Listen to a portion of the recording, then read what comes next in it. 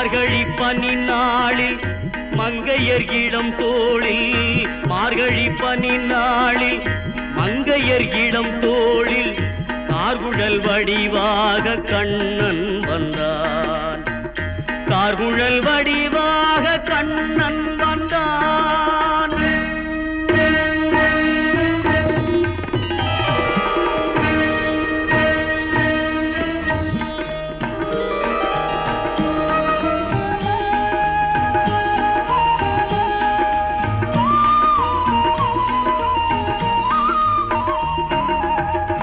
ஆவணி பொன்னாளில் ரோகிணி நன்னாளில் அஷ்டமி திதி பார்த்து கண்ணன் வந்தான், அஷ்டமி திதி பார்த்து கண்ணன் வந்தான்.